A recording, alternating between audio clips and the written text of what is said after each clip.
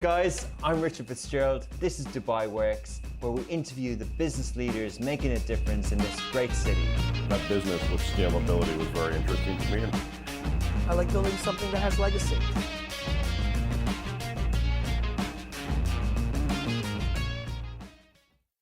Good morning. Welcome to Smashy Dubai Works. This week, I have the pleasure of being joined with the CEO of Flash Entertainment, John Lickrish.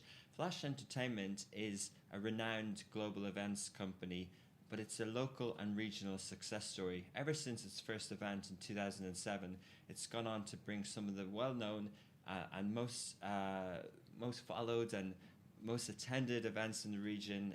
Global artists, they have over 400 events, 5,200 event days, and they brought 8.5 million smiles. I'm going to ask John how they've calculated all those, but I assume it's all the people that have come through to the events.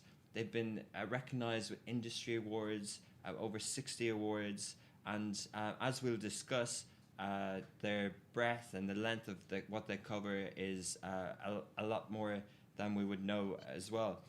So good morning, John. Good morning. How are you? I'm very good, thank you. You're working. I assume that you're not at Do Arena right now, like your backdrop. Yeah, no, I'm not. Sitting with 30,000 people. No. You're working at home. Yeah, I've been here since. Actually, I traveled to London the beginning of March and had to do a 2-week quarantine after that, which new regulations had come in. But soon after, I think I made one day to back to the office, and we decided to just work remotely. And then, of course, we had the orders that came just after that as well. So. Yeah, it's been 2 months and I don't know, just 7 days. Over 2 months, yeah, and we're in Ramadan as well now. So, but how have you found working from home? I've seen from online that you've attended virtual events yourself. You've been speaking, so it looks as if things have continued quite well. Yeah, at the beginning it was a bit hectic. We'd actually implemented a lot of remote systems because of just business continuity and emergency response, and we were finishing the testing of that. So it all came, in very good time. I think at the beginning most people were just doing tons of calls, and that was just meeting after meeting after meeting, and you couldn't get in touch with anyone throughout the day because they were already pre-booked. But after a couple of weeks, and I started noticing I was having the same conversations with people over and over again. We kind of thinned out the meetings and gave people more opportunity to actually help deliver output as opposed to just pontificating, as we like to say. Interesting. So that's been working really well. Our teams are fairly independent. As events go, you have to be fairly disciplined because you have a fixed date that you work from. The show must go on is a great saying, and when the band arrives, or the event arrives, whatever that might be, the show has to happen one way or another. So we're kind of used to working, as we function under a matrix organization, but also very independent by departments and people getting things have to get done. So it was just it's been a good transition, and I think there's a lot to learn from it. We're definitely traveling less, even locally. You can waste 2 or 3 hours just going to and from meetings during the day. So the productivity, I think, is way up, and I'm seeing some very good, first generation ideas that are coming out. People are being a little more creative and being able to put time into the areas that we started off doing, which we just don't seem to ever find the moment to get back to. Interesting.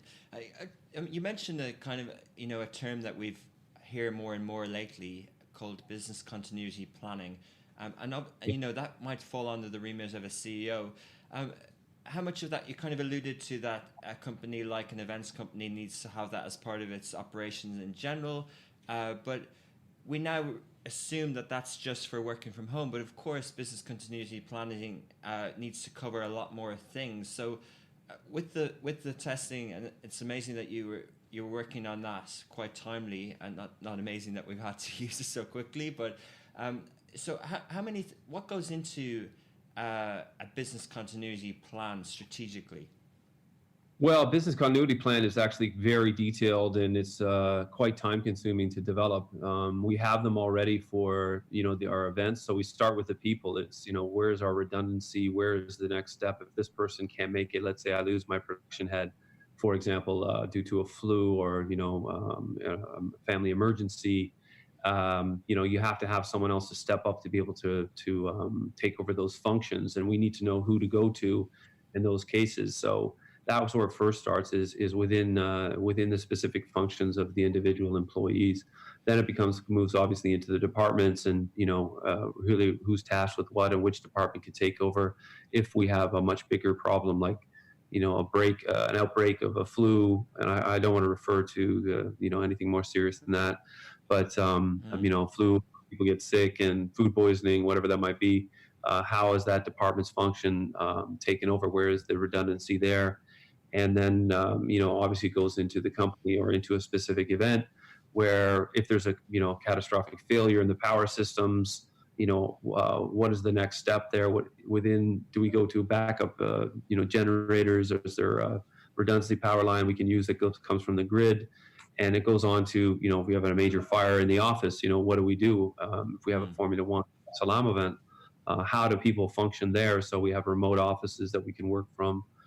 Cloud system obviously is what we're using now, where we can access files and we can complete our day-to-day tasks, especially around events, because a timing of the internet going down, or the fire in the office, or departmental disruption could affect whether we could deliver an event or not. And these are sometimes massive events like the Pope's visit, or the Asian Cup, or the Formula One, or a tennis.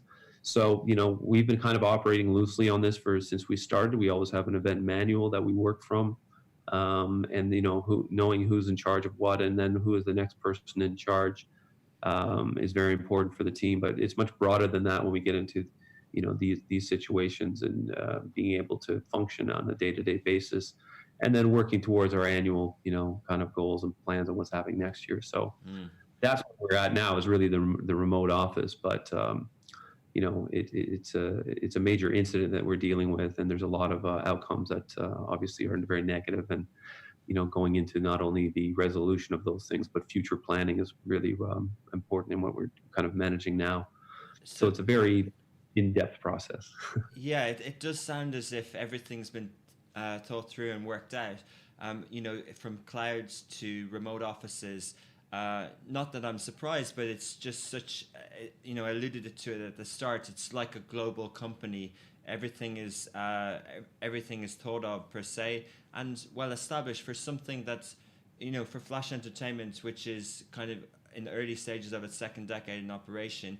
Can you talk about the vision from the start, how it came about, how the journey has gone in the last 12, 13 years? Yeah, I mean, really, the beginning was, it was a friend of mine who I went to university with, who was working here and working at Mubadala, asked me about doing events, and I'd come out to visit, and he was saying, we really need to start doing events here. We have all of this infrastructure that's going to be coming up in the next 10 years. And also there's an economy that can be built around major events, and, the entertainment industry in general. And already bringing up some of the venues to international standards, and all the systems and processes that go around that. You have to start somewhere, and you can't just start out by developing a Formula One track and then everything that goes with it. So we were kind of the precursor to that, and it turns out that I had a major life-changing incident 2 or 3 days after I came to visit, where I had a serious life-threatening injury, and it took me about 1.5 years.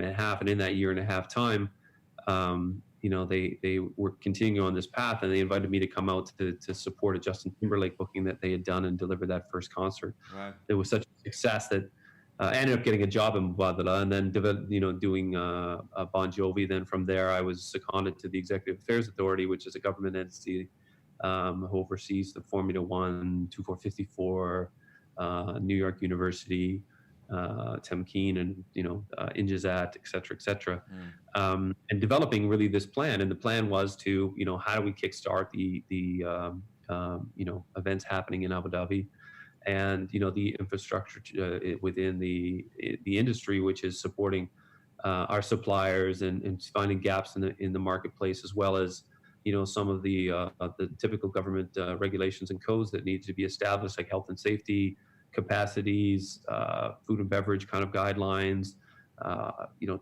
state-of-the-art ticketing, transportation, and logistics operations. All of these things were basically non-existent. So developing that was really kind of our first phase, and we went to a plan to do a series of events over a 12-month period. And from there, we had just started seeing other opportunities to grow the business. The FIFA Club World Cup, I've worked on that in 2008 and helped develop the plans. And there was an organization that was built to deliver the event. Flash ended up taking over that organization and kind of just tooling it up a bit and reducing obviously their overheads and working on their commercialization and making sure that the event was raised to the next level. The FIFA was happy with the first event, but we thought we could do a little bit better, and we of course did that. And then it moved on to obviously our tennis event, which is internationally televised. Our investment in UFC in 2009, 2010, 10% stakeholders in delivering a global televised event live outdoors, which had never been done before.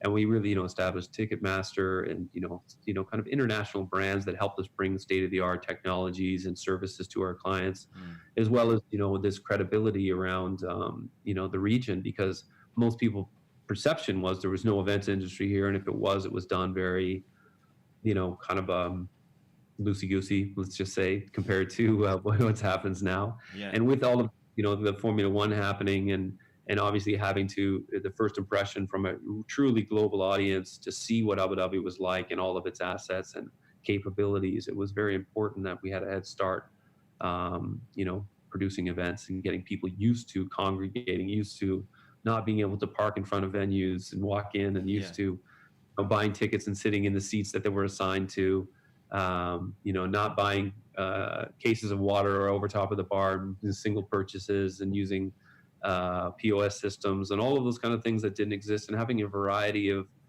food and beverage offerings, as well as ticketing and visual viewing experiences, and all of this stuff was non-existent when we came here. So that was really to bring us up to international standards, show the world that Abu Dhabi from a public's perspective. It was the first time that we were on a global audience with especially with the F1.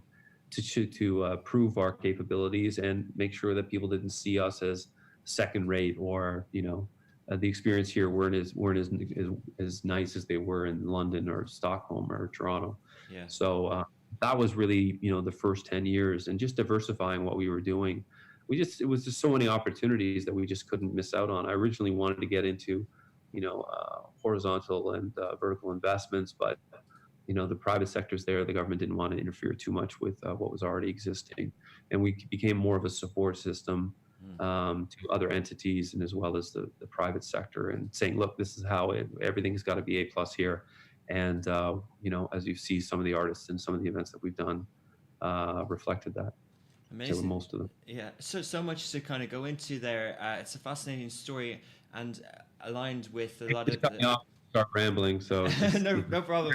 No, I'm already learning a lot, but I think obviously, and we'll go into it in more detail, the alignment with Abu Dhabi. Abu Dhabi is a tourism destination, but also putting infrastructure in place that, as you said, can cross over to other entities. But just talking about the Flash Entertainment strategically in the events industry, I think you probably kind of said that things went from event to event and snowballed. But at what point do you kind of try and iron out of what your role in this is, and how much of that is vision led, and even you mentioned that you did an investment in a US company or a global company, UFC. How much of that is kind of part of the planning, and how do you describe Flash Entertainment as a business? Well, yeah, that's a very good question. There's a plan that we have a 3-year, which we typically try to adhere to very strictly, and then obviously extends for 5 years, which gets more into theoretical. And then you have to be able to adapt as you see opportunities or things that are not working. We do have a plan. The plan has always been the same. You need to get to some sort of critical mass. We do have a lot of administrative responsibilities because we are owned by the government. That is the shareholder, even though we're licensed by 2454 as a private sector company. We have a lot of responsibilities around, like I said, setting the standards within the industry and supporting the different entities and making sure that things work. But the plan has really been to focus on our core, which was the delivering live events and A+ experience for our customers, as well as the content providers that are there, giving Abu Dhabi or making sure that Abu Dhabi remained like an A++ destination, that are premium experiences with premium content. And we just from that, we knew that we needed the suppliers to operate under that kind of guise as well, and make sure that they were doing the same thing. And we wanted to do a series of events, and we saw the opportunities around sports. We saw the opportunities around cultural events. We saw the opportunities around these huge international properties. We did work with the NBA and the UFC, and obviously FIFA and the Asian Football Federation. All of those entities, gave us, a platform and opportunity to showcase our skills. Where we see the events, obviously, is we are in a remote location, and the diversification of our geographical sphere has to expand. The only way that it's going to become more economically prudent to be, doing concerts is to have multiple stops in the territory. For Disney to come, which is already there, but for The Weeknd or Drake, or sorry, I'm referring to all the Canadian guys. Yeah, you're obviously a Canadian, yeah. Or Bon Jovi or Rolling Stone, is really to kind of shrink those the logistics and the geographical space. So coming to Abu Dhabi for one show before heading to Australia or Singapore or South Africa is still a big stop, and a lot of travels, a lot of expenses that go with it. So we see the opportunity is around working with groups in Saudi, and working with groups even in Dubai and Bahrain and Lebanon, India.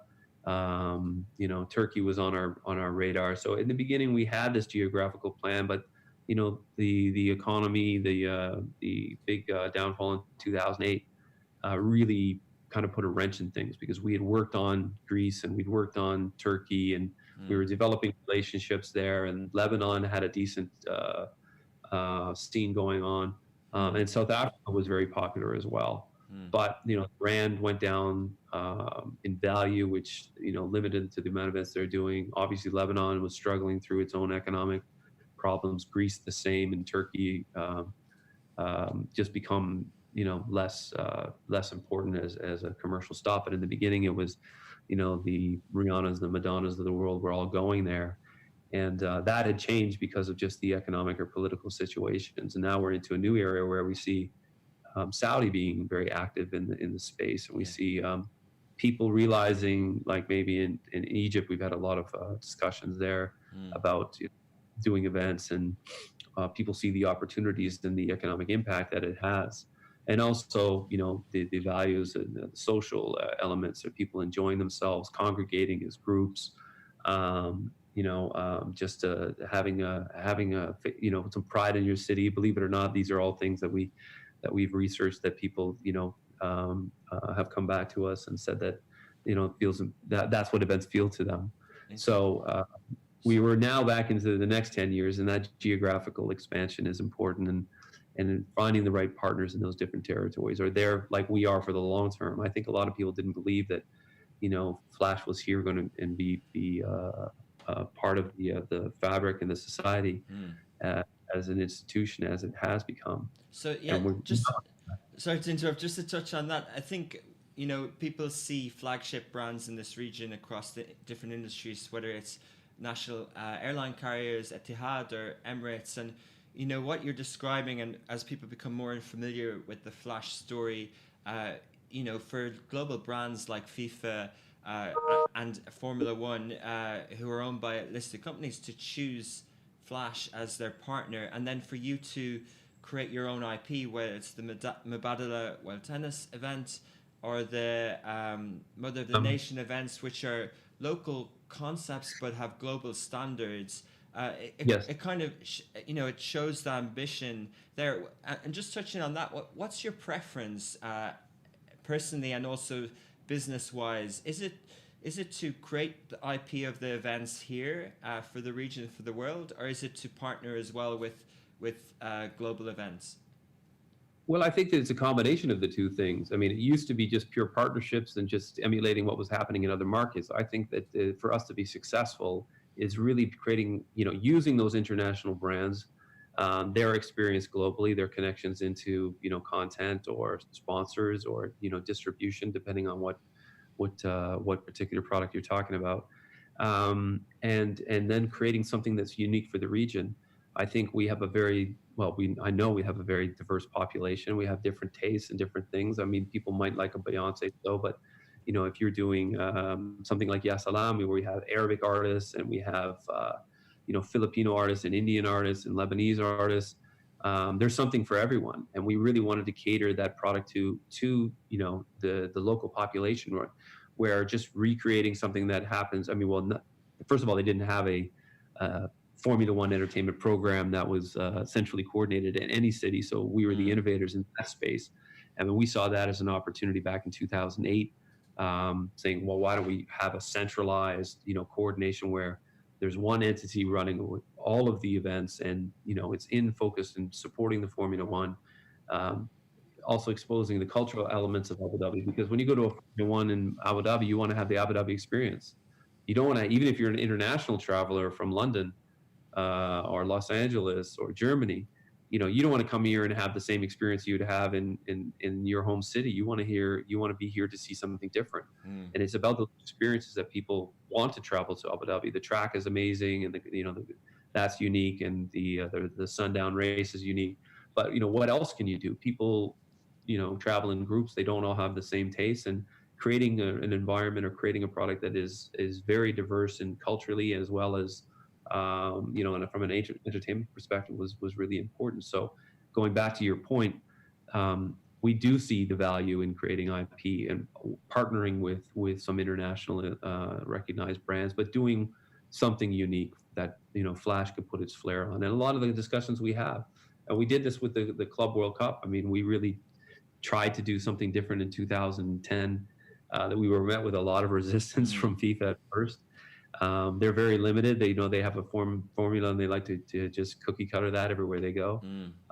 It turned out a very positive. It was funny because the guy who was in charge of the Club World Cup back in 2009 and 10 just texted me the other day. We still keep in touch, and he's working at the AFC. But I think the relationships we established prove that, number one, we could deliver the events not only to the standard that they already set globally, but to create a unique experience that differentiate us than other cities, and also expanded their fan base as well. I think that's fascinating. I think people can relate to it across different industries and business with franchises and bringing brands here, and I think they'll empathize with your struggle on some of those. To show the value. And I remember going to Nürburgring in 2005 for a Formula One event, and it was vastly, vastly different than the experience in Abu Dhabi. And I can kind of relate to, what you've done at that level. So it's amazing. And I guess that's what you mean by finding the right partners, whether it's across the region or international, that can see the value that Flash Entertainment brings. Can you talk a little bit about UFC? Because there was an initial investment, and then that was exited, and then now UFC Arabia have their own events. And how has that materialized, and what's your kind of take on that?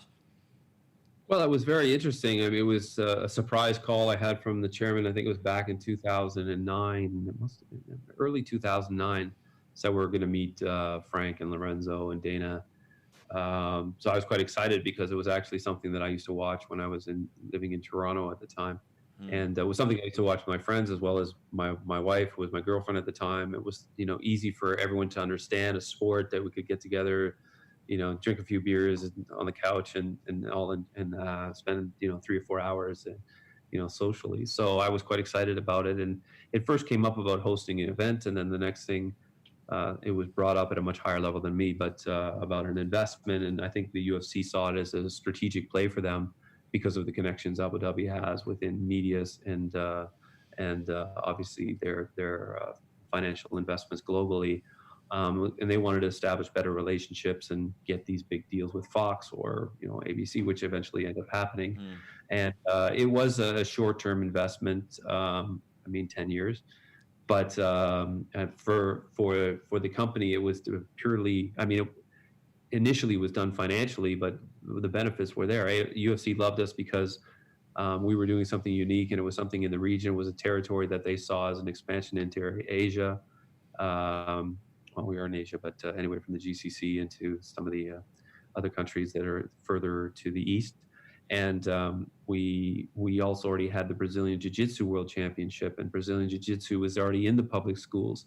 And you had the legends in the sport who knew some of the leadership in Abu Dhabi and trained them and worked with them, and saw how passionate they were about mixed martial arts, specifically Jiu-Jitsu, Brazilian Jiu-Jitsu. So there was all these synergies between the two groups, and it just became we could use someone like the Abu Dhabi Inc. Voice to talk about our brand. And after the 10 years, I think it was time to exit, and everyone greatly benefited from that. It was an incredible investment. We learned a lot from the UFC. They learned a lot from us. We produced an event outdoors the first time, and I remember on the conference calls when we were talking about it, the Anderson Silva and Frankie Edgar 2 title fights. They kept freaking out about the venue, and I was, on the phone, kept saying, "Don't stop with the venue. This is what we do best. Like, we can build a venue in the middle of the desert. We could do anything. It would be like half underwater if you want. I'm not worried about that. I was like, let's worry about promoting this event, getting the pay-per-views, and getting the, the tickets. So that was my bigger concern. But they were so used to just going into arenas, that had, decades of event experience. It was something new for them, and we never worked together. But obviously the event went smashingly well, and it was a good start to the relationship. We'd hoped to build something larger with them, but again, it was about resources. They were focusing on major markets. We still see an opportunity. There's another event coming this year, and the last was very, very successful as well. So the relationship is still there, still conversations happening. Just the investment when Endeavor decided to purchase the UFC, that's when the time was just like, okay, we've done our thing. There's a great bump in price, and yeah, amazing. So and they grew as well. So it was you kind of grew together in many ways, internationally and locally. So the UFC Arabia is part of Endeavor globally, and it's separate now. Well, I don't know if there's a UFC Arabia. There's a UFC events that happen here. But just okay. The web okay. You tell me. It's not. I'm not part of that initiative. Actually, it's something that the Tourism Authority has developed a plan and a structure with the UFC over a certain amount of years, and we just get called in to produce the events from time to time. Okay. So we'll. Interesting. So amazing. So just touching on something that you mentioned in terms of the region and partnerships. We've seen recently in the news that Abu Dhabi have made an investment in Live Nation with Ticketmaster. How do you view that in terms of being a private company and a listed company? Do you think it's a good news for the region and the events business in general? You mean Saudi Arabia? Sorry, what did I say? Saudi Arabia, yeah. Yeah, no, Abu Dhabi. Oh, sorry. Maybe yeah, my bad. Sorry. Yeah, no, I mean, it's good. I think it shows that the Saudis are very committed to long term into delivering events and having event programs in KSA. Obviously, being a very close neighbor and very good relations with, it's a positive move. I think it will give a lot of attention to the region as well. Obviously, Live Nation doesn't own much content. They're more of a concert promoter and a touring company, more ticketing and food and beverage sponsorships, et cetera. But yeah, I think it will benefit everyone greatly. The biggest hurdle, as I said in the beginning, and what we've been trying to overcome since 2007, is really we don't have a touring region, and to have something that we can, bring artists over. That way, we can negotiate a little bit stronger on pricing, and the economies of scale obviously kick in for them as well as us. There'll be more opportunity to bring content into the region and diversity of content, and hopefully as well, developing and exporting some content. Like I said, the Yasalam program, the Formula One event series, which we used to be completely responsible for. Now the private sector has picked up some elements of it in other agencies. Is something that the Formula One is trying to emulate around the world. Tennis event as well as an XO. You see other countries now saying, "Do we want a 2-week tournament?" I'm nothing taking away from the ATP. Obviously, they're fantastic. We would love to have one of those events here, but they're just not that. There's none up for for license. So we have to make good, and it also was around the facility that we had, but. We want to be creating, and we want to develop stuff that is regionally relevant, and as well as bringing some international attention to what we're doing here, and not just a one-off, high-paying, no financial returns on these events kind of attitude or perception that we have, which is 100% not the case. Yeah.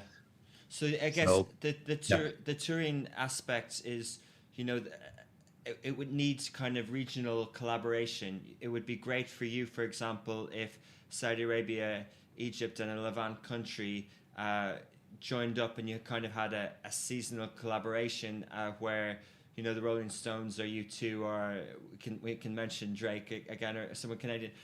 Sure. But yeah. Justin Bieber, Michael Bublé, amazing, yeah. So rather than them viewing, rather than them Nickelback, keep going. I should think of some. I'm not that good at music, but so they should rather than see the region as a kind of for want of a better term, cash cow or a one-off payment, and and they might then be seen in the mercenary terms. It would be better if the region almost worked together, aligned tourism strategically to have 5 or 6 stop-ops, and then there would be a lot more kind of economics of scale at your level in terms of exactly for the whole events industry. Yeah, it would be fantastic. Again, we've been working on this since 2007. A lot of the research that I had done, even with the initiatives around tourism, we're looking at like what is the best model to operate under or try to achieve. I saw a lot of reports about the region being a touring area, having people come for like 10 days, where they could do a few days in Dubai, a few days in Abu Dhabi, go into into the desert, and go maybe off to Bahrain or Egypt, Lebanon, whatever the case may be. Jordan, yeah. And having everyone kind of benefit from that. I think there was even talk about some coordination around some of the bigger sporting events at one time, way back. But obviously there has to be established promoters in all of our event producers in all of those territories, and they have to be able to maximize their revenues and drive diversification of those revenue streams to help bring these events in. And once that kind of comes along, I mean, it's always difficult for collaboration, because the way that the industry works is a competitive bidding process, and the more fear there is about you not getting a show, the more likely are you to throw a few more $100,000 at it. The collaboration either has to be, through a mutual investment or mutual benefit, where people in theory can see the benefit. I think the collaboration piece has to be amongst some of the bigger players at a much higher level. From a strategic position, of whether that's the touring companies, or whether that's some of the content owners, or whether that's the governments themselves. Getting a little bit more involved, and saying, look, that we by the sum of our parts, we're all going to be there'll be more benefit for us to gain than saying I want the exclusivity for this artist and take all of the Yeah. tourism money or travelers that may come in. Um, S- So, but then again, I'm not a tourism expert. I'm not a hotel expert. I do know about those kind of things, but I think it's very difficult, especially in the beginning. We just need more collaboration, people to understand, the long-term objectives and what people have, which it can be hard because you have a lot of transient people in yeah. these territories as well. So they want to be here for 3 years, make the biggest bang, and leave, and Mm. they don't have a 10-year plan or a 20-year plan, So you mentioned, unlike us. unlike Abu Dhabi does and the tourism industry does, and one of the benefits people say, and I guess is generally assumed of being a private company, is that you can plan longer term. How much of what you do events wise is related is public service, as in some of the events that you create is for the community, for the city, for the country. You do the Mother of the Nation event. There's a recent Moments campaign that you've done, and Yeah. there's lots of kind of. Is that CSR? Is that public service? You've done a papal No, visit. Okay. those are actually fee for service. Yeah, you touched on like the Pope visit, Mother of the Nation. We've done a few times in the past. We didn't do the last one, and we're not doing the one that'll be coming currently. These are all competitive bids that we work with or try to win Mm, through other government agencies. Like I said, we do operate as a private sector entity, mm, and we compete with the private. We compete with our competitors. yeah. That's redundant, no, but we compete with other event agencies, and we actually make money on those events. Yeah. So it's who has the most creative ideas, what kind of cost controls or whatever mechanisms they have to deliver quality at a cheaper price. Those are the things that win those bids. But there is a creative element. The Moments one came up in very short notice, and we'd had done a lot of community stuff again, I've referred to the Formula One event and the Yasalam program, which was more than just about concerts. We had, lecture sessions for university students. We had engineers coming in. We had health and fitness. We had an arts program. We had movie nights, fan zones. We had food culture, kids parades representing different nationalities. And those things were more about CSR, but really making the whole community feel like they were part of the F1 as well. So when we do, again, what seems as CSR events like the Post Visit, that is a fee that we do charge. Some of the CSR stuff that we do is really in support of charities. We support the Red Crescents. We do the Last Mile. We manage the the Terry Fox Run. We do a golf event, support a golf event with one of our ex-employees who unfortunately passed away from cancer. And we also work with other regional charity and events to support them through auctions and giving away prizes, logistics, and things like that. But there is sometimes an element of what we do where we bring the community in. The tennis brings a lot of the community in, where we do tennis in schools, and we have the coaches come in and teach other coaches how to coach. There's a lot of give back to the community in those things.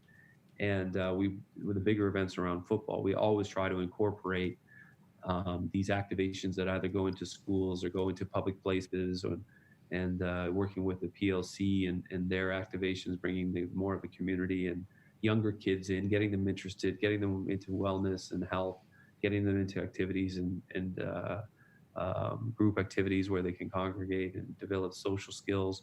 So that's been a big part of what we do. It isn't the only thing that we can justify. We try to bring it into the things and make some of the content owners, like the Tourism Authority, believe that that there is a benefit to the community for that. And owners of Mother of the Nation, as well as the Moments. Amazing. I'm not purposely avoiding COVID-19 or talking about the current scenario. There just seems to be so much to discuss about Flash and the events business in general. And I'd like to touch on the future and the plans for events. And you can talk about the virtual ones, but also big events like the Olympics and other things like that, and even business type events. But just strategically for Flash, it's a private company. There are other private companies here in the region. Do you think what does the future hold in terms of growth? Do you think there is an exit? will you see more companies like that go on the stock market? Like we saw some IPOs out of the region recently in the energy sector. And what's your kind of plan for Flash?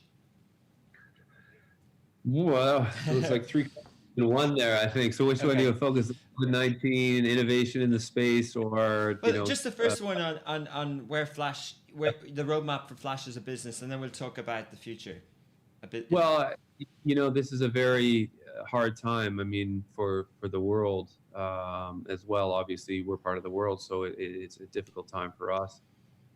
People's health, which is paramount, and it's something that is our first priority when we do events. Is that the wellness and the health of people, providing a safe environment, and everything comes down from there.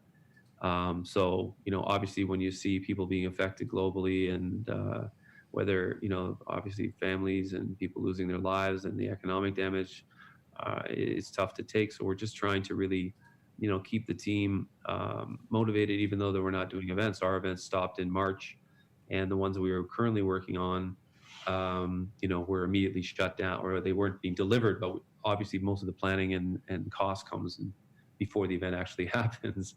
So those were closed off, and we just don't know when we're going to start. We've looked at some ideas for after Ramadan about low density kind of social gatherings where people can get outdoors and experience different things. We're working on ticketing and capacity. We're working on health and safety, having sprayers at the venues, having thermal detectors, having individual screenings, and obviously sanitizers, and developing, spatial recognition patterns on the floor where people could stand to give them, different space. But again, it all depends on what's happening to people's health. If there's still a number of cases that are being spread, or it's really up to the public. Are they going to be comfortable in going out? Are we going to get content to come in? Or are we going to have to stick with local events? So everything is very up in the air. We're talking to different artists about doing some digital stuff online, and really focusing from a corporate perspective as how we operate as a company. What are the innovations or changes we're going to make in the future, and reevaluate everyone's job descriptions, as well as the functions of the departments, the 3-year, 5-year plan that we had put out, how we can better work with some of our suppliers, looking at obviously increasing or trying to diversify our revenue streams, efficiencies of scale, and again, it's up in the air of what the future is going to hold. Is it going to be the end of this year? Is it going to be next year? Is it going to be 2 years? We just don't know. Surveys that have been done of showing 60% of the people are not going to be comfortable going into a smaller space. We've seen in the States, I saw a manifest from Ticketmaster just released about using 20% of capacity of the venue, which is never going to work for us, because just like I said, we don't have the touring route. So to have, it's not like some guy or girl can get in her car and drive, to the venue and spend a few $1,000s in setting up and performing. We're talking about people flying in from, London or, New York, LA, which is logistically quite expensive. So we're going to have to come up with the creative ideas and look at things that we can create here that don't rely on, touring content or content that comes from abroad.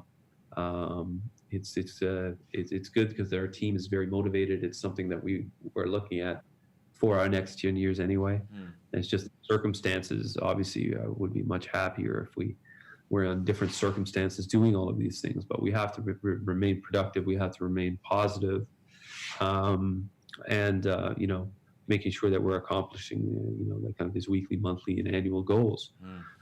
And as more information comes out in time, and then we'll adapt to that, like we always have done. We've been very good at kind of pivoting and moving. This might be a massive pivot for us. There might be some, fundamental changes in the industry in general, even in travel. So all of those things will have to be assessed. But right now we're planning for the fourth quarter. We're planning to deliver some of our Monarchy events, and we're not going to be doing as much as we had wanted to do, for sure. I don't see the point in cannibalizing, and a lot of people want to get back into the space. A lot of people want to go out, if we have the permission to do so. And it's really about what we're going to be doing in 2021 until 2025. Okay, so we see some people having digital or virtual only events. I think you alluded on another interview to something about having access on virtual and physical for visitors or for customers, but also we see the gaming and esports area, and I think recently Fortnite did something with Travis Scott, if I have his name right, and he attended one of your events before, right? He was supposed to come. Oh no, yeah, he did it years and years ago. I forgot about that. Yeah. I don't know why. I probably blocked it out of my memory. He likes to have fun. So just leave it at that. It was challenging for my team. But I did come to the Formula One event. I think it was about maybe 4 or 6 years ago. I'm believe it or not, a huge fan of Travis Scott. So, but he canceled the last one. We brought him on the bigger stage because of his foot injury. He had to go to the hospital, or get a surgery done on his ankle. And he did his live thing on Fortnite. You're right. It was great. I mean, my kids were super excited. I was excited to see, how they were going to, use it, create an avatar of him and have him perform in this virtual world. It was really kind of cool. Wow. There's great, Post Malone did, like a rock set of Nirvana, covering all the Nirvana songs, which was fun to watch. Global Citizen did a big charity event with a, plethora of artists and then performing. Wow. But again, these are all being done for charity, or they're not really being, they're not monetized. I think it's going to be difficult because if you've seen the history of the music business, especially with Napster in the beginning days and illegal downloads and artists like, oh, everyone's getting this stuff for free, we're not being compensated. How is that compensation model going to work? And again, people are used to getting, they are going to be used to getting, to see events live for free, streaming free. And when you start putting a dollar on amount, is it going to create a backlash? How long is that going to get for people to get over? Can you get sponsors to come in and support? These are all questions that need to be answered. And it all depends on, how long this goes for. I mean, I think artists are quite content to be at home working in the studio, developing relations and collaborations. A lot of other projects they work on, whether it's, in TV or film or clothing, real estate, whatever. I mean, they're very, very diverse, this new generation and what they're doing. So it's always a battle for their time. And I think they're going to focus on other things for now, see how the touring route comes back. And then we'll see really what the changes are. I think Super M, just one of the K-pop bands, sold 72,000 tickets for one of their live streaming shows. Wow. There's a huge appetite, as you know. Nothing on TV really other than Netflix, and I finished that about a week ago. Going into the foreign language section and things that I haven't heard. But that's my insomnia, 4 hours a day. But I think it's a great opportunity. I think there might be some sort of element that people, especially if there's some lifting of restrictions and people can congregate at least as social groups and go to like it was like having a local DJ or your friend DJing at a house party. Maybe it's having performance being streamed live and people going out in large groups, going out in smaller groups. But we're gonna have to see. I mean, there's a lot of infrastructure and trillions of dollars in this system that currently exists. So I think there'll be a lot of resistance to be switching drastically. But what people want and what people are willing to do is going to be what the driver is to the next phase. Interesting. Well, thank you for sharing everything today. I think judging by the path that Flash Entertainment has been on, it's a safe bet to assume that you'll be part of the innovation. And looking at the image behind you, I think hopefully, inshallah, everyone will be able to congregate again in the future with a vaccine. We all see how amazing that venue is, the acoustics, and we want it to be packed with 80,000 people again one day in the future. Yeah, well, we have also the new Etihad Arena that's coming online in September. So amazing. That's one of the innovations. We were doing greenfield sites when we got here, Then we went into, a very rough area, which is not rough area, but a very rough kind of what you would term as a venue at at the time it was just called the arena for our world. Then we went on to the do things. So those innovations have taken. Now we're into a space where we have a brand new state of the art indoor arena that's being developed for 18,000 people. Oh wow! The title sponsor of Etihad. But those were some of the innovations. There was no naming rights deals and no that existed in the region. We were the innovators in that space as well, helping us bring in some of these artists. People know that these artists aren't cheap, so having a title sponsor coming on and guaranteeing us X amount of sponsorship over a 4-year period allowed us to be very flexible and do those things. So we're very proud of our partnership with Do, and we'll continue that as well as our new partnership with Etihad. Hopefully they'll be flying tons of people in here. Yeah, hopefully. And I think they're thinking the same too. So with all the precautions and hopefully everything going well, will we be able to attend an event at the Etihad Arena this year? And what event will it be? Well, Disney on Ice is scheduled for the beginning of September. Okay. That's the plan now. Again, we're waiting for the tourism authority to tell us what the restrictions, or if any, are going to be there in place. And again, this time we'll see what happens during the summer. Okay. And as you said, we never know. Well, we think positive. A good plan for the worst.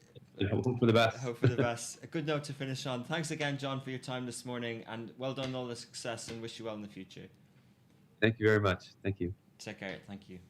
Hey guys, I'm Richard Fitzgerald. This is Dubai Works, where we interview the business leaders making a difference in this great city. That business with scalability was very interesting to me. I like building something that has legacy.